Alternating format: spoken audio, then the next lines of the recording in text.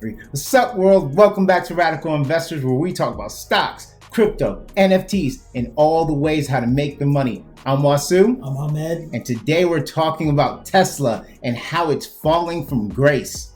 Let's go. Hey guys, Happy New Year. Hope you and your family are doing incredibly well. We want to welcome you back to another season of Radical Investors, guys. Season number 2, year number 2. We're giving you all the alpha. Make sure you hit that like and subscribe button. As we said in our intro, today we're talking about Tesla. There's been a lot of things going on with Tesla. The stock price has been tumbling. People are starting to question if Elon Musk has lost a couple marbles. So we want to break it down for you guys. Yeah, we just want to break it down. This is the big talk of the town, so we want to give you our influence, our opinions on these things. So yeah, Tesla has been taking a hit down.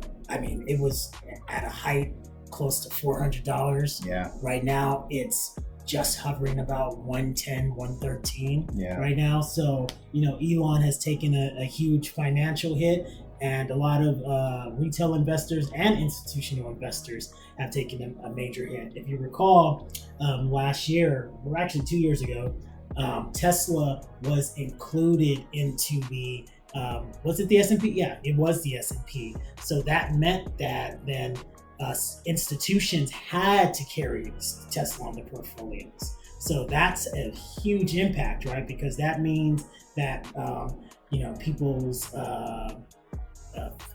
retirement funds are owning Tesla right now, and those retirement funds are suffering, and retail investors are suffering, and it's really just been a huge bloodbath.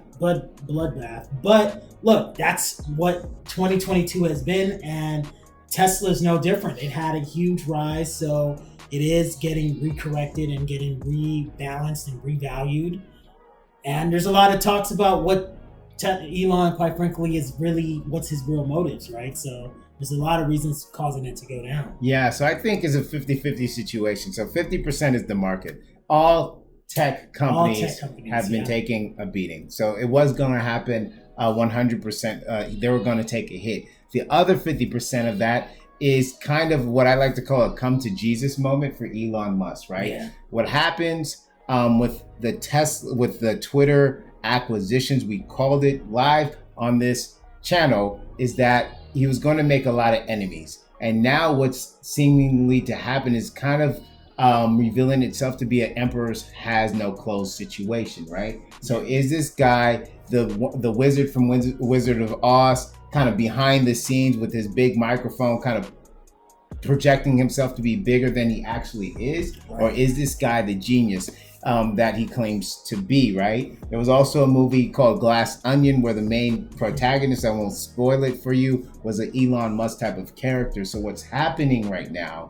is, in the general zeitgeist, people are starting to question these cult-like figures, right? Yeah. So just 2 years ago, everybody wanted to have a leader like Elon or Jeff Bezos or Mark Zuckerberg or any of these guys. Now, all these people are being questioned, right? Are they really the geniuses that they say they are? Some people are landing on the answer of hell no with Elon Musk, and that's starting to affect the businesses. Yeah, it's starting to affect the businesses, and he's not helping his own positions, right? His own what people think about him, because he does operate, from a place of just, he's doing what he wants to do, right?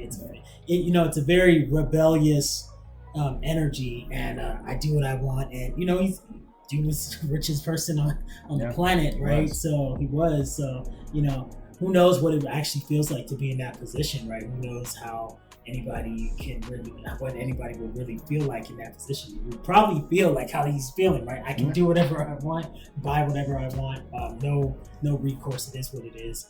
But I think there are lessons. We always like to extrapolate lessons for our community, and the major lessons for us radical investors is sometimes less is more. Sometimes you do not need to show all your cards, show all your personalities to the public, everybody, right? Not everything about you and your personal life or you and your finances needs to be displayed on a social platform. Not everybody needs to know your political views. Sometimes holding back some cards can be strategically beneficial to you, and you don't need to create enemies where there were none before. That's the big takeaway. It's really just, when it comes to you revealing yourself to the public and all that, is you have to think in mind, it's not just take me as I am, it's really mitigating your enemies, because that's what the world has right now. I mean, you can see it just in the YouTube community, right? You can see how, the hate is real currently in the world. So, as much as possible, you don't need it. Nobody needs additional enemies. He's an innovative dude. He's doing a lot of great things with all of his companies. They're really, just focus on that, right? All that other stuff, you can have that kind of banter with your boys. Be Tony Stark, man. Be Iron Man. Yeah. Be Iron Man. Work out, get a chiseled jawline, money and muscles, baby. That's what it's all about. Don't get online like a beta going back and forth with these internet people. You're never going to win that argument. I'm sorry. These people literally spend all days doing nothing but trying to tear people down, right? This is the same activities that they did with Elon Musk before he was famous. Before he was famous. They tried to tear him down. They tried to come after his companies. The hedge funds, right? We're trying to do it. And now the internet trolls and the woke left and all these people are trying to do it. It's the same thing. So, you have to understand Elon is in a position where, regardless if you think he's a genius or if you think he's, a false flag type of person, if you don't think he's that smart, he's in a position where now he can, right, move humanity forward. He can get Starlink going. He can, provide internet service to developing nations and stuff like that with the satellite internet. You literally, regardless of who you were before you came to this table, you're in position to be something absolutely great. So you got to tighten up, bro. You got to tighten up. Yeah, it's no different from any time when you're, if you're a wartime leader, you have to rise to the occasion, and that includes these figures, right? Like Elon or Zuckerberg. You guys are responsible for huge platforms, so really lean into that. This is not just a Hitchhiker's Guide to the Galaxy joke. Like there's real lives and real things, real ramifications. So Tesla's taking a hit. I think it's still going to be taking a lot more. It's got a 300 billion valuation, and like I said, the hate is real. So I do foresee a lot more potential downside. But you have to look at things from a long-term view, right? So if you were an individual that bought it at a higher price point, you have to ask yourself, ask yourself that. Do you think this company can get it done? And then make the necessary calls. And again, paper losses are just paper losses. You have no real loss until you sell, guys. So, again, remember, everybody's down on everything. So don't even feel, and that comes from the brainiacs, right? The hedge fund people, they're down.